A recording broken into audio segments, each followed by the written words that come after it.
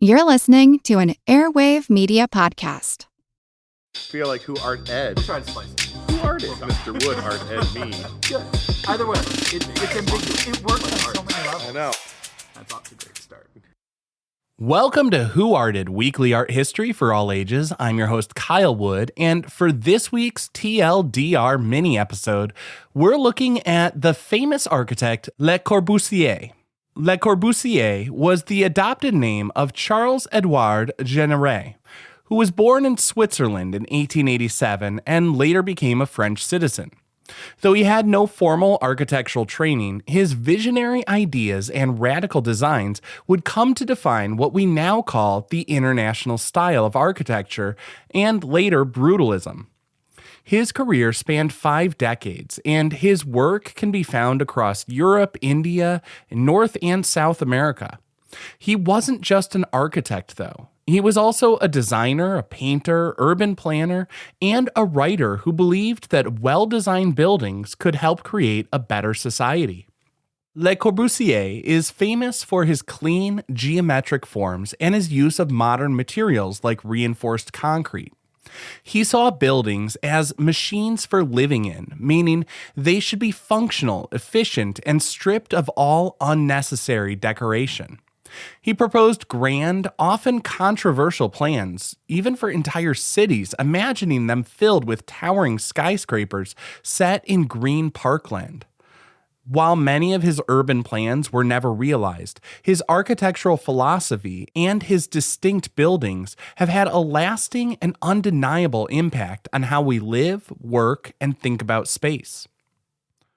Now, here are 5 quick things to know about Le Corbusier. First off, his famous name, which I struggle to say every single time, was a self-invented pseudonym. He was born Charles-Édouard Jeanneret, but in 1920, he adopted the name Le Corbusier. It was a modified version of his maternal grandfather's name, Le Corbusier, and also a play on the French word for crow. He's also often referred to simply as Corbu. At the time, many artists in Paris were adopting single-word pseudonyms to stand out. He and his friend, the painter Amédée Azenfant, also created a joint pseudonym for their art manifestos, Saunier. Adopting this new identity allowed Corbu to separate his work as a painter and writer from his architectural practice. It was a clever piece of personal branding that helped him build a reputation as a unique and singular visionary in the world of modernism. Number 2. He created 5 points of new architecture. In the 1920s, Corbu laid out 5 principles that he believed were essential for modern building design, made possible by the use of reinforced concrete. First was the pilotis, reinforced concrete columns, which would lift the building off the ground. This led to the second point, the free ground plan. As internal walls no longer needed to support the structure, they could be placed anywhere. The third was the free facade, meaning the exterior walls were also not load-bearing and could be designed freely. The fourth were horizontal or ribbon windows, which would stretch across the facade and provide ample light and panoramic views. And finally, his 5th point was the roof garden, which restored the green space occupied by the building on the ground, moving it to the roof. These 5 points became a blueprint for many of his most famous buildings. And number 3, he wanted to demolish the entire center of Paris. Le Corbusier was not just interested in single buildings. He had grand, radical ideas for entire cities. His most famous and controversial urban plan was the Plan Envisioned of 1925. He proposed bulldozing a massive area of central Paris, including the historic Marais district, to make way for his, quote, radiant city.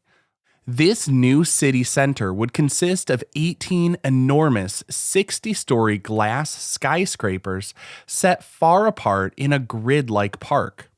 His goal was to solve problems of urban crowding and unsanitary conditions by increasing density, sunlight, and also green space.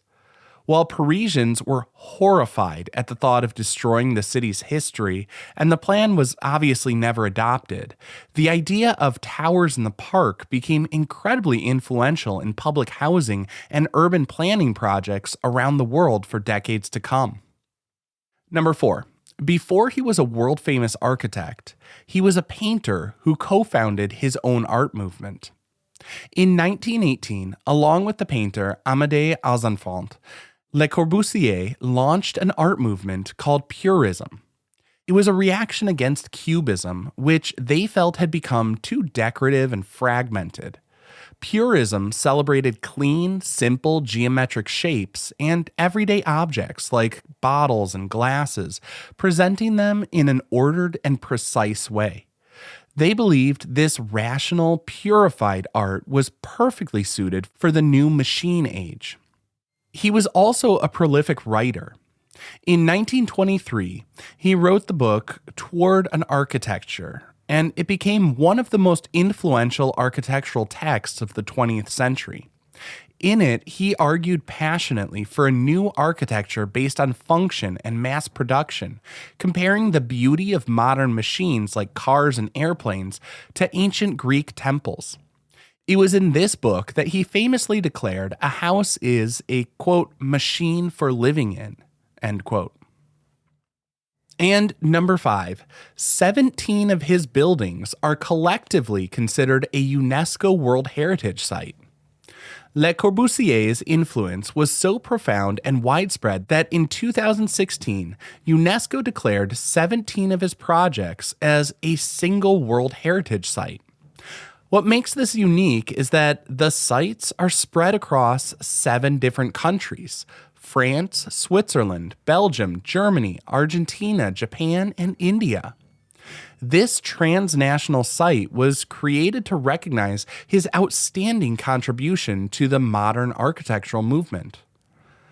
The collection of buildings showcases his architectural language and his ability to adapt his principles to different cultures and climates.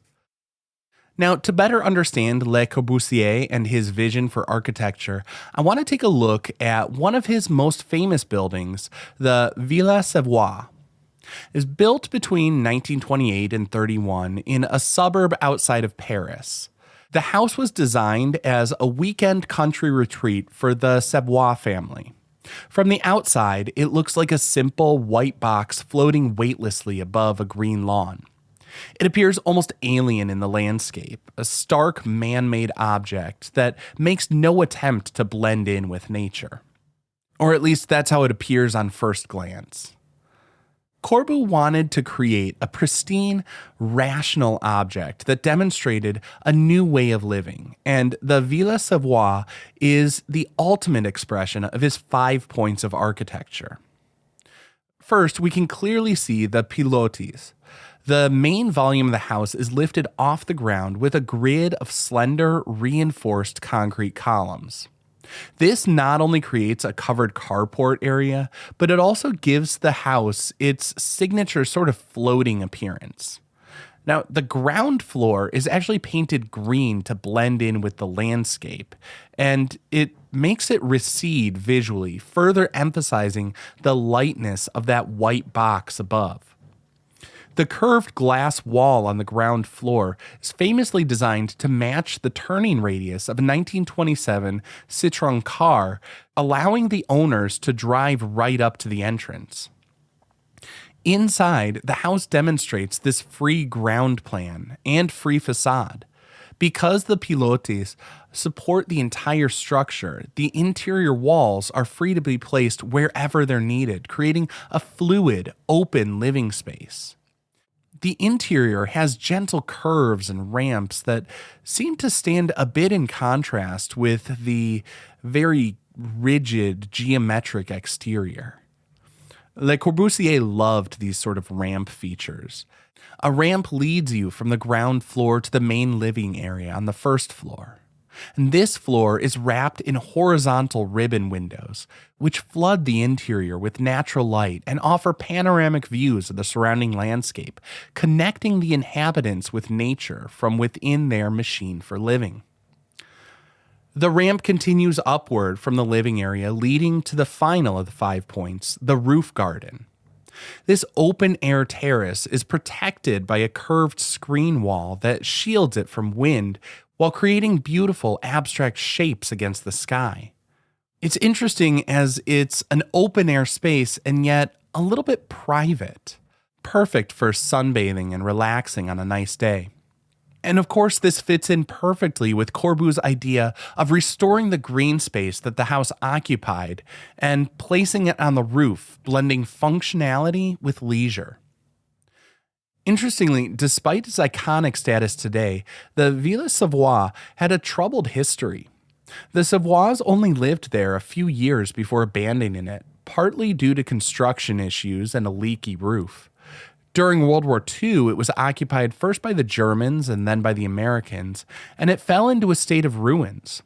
In the 1950s, it was almost demolished to make way for a school, but a worldwide protest from architects and historians saved it. It was eventually restored by the French state, and it's now a museum recognized as one of the most important icons of modern architecture. This concludes this week's episode of Who Arted, part of the Airwave Media Podcast Network. If you found this tolerable, please leave a rating or review on your favorite podcast app. You can find images of the work being discussed this week and every week on social media at Who Arted Podcast on Twitter, Instagram, and TikTok, and of course on the website whoartedpodcast.com. Podcast done.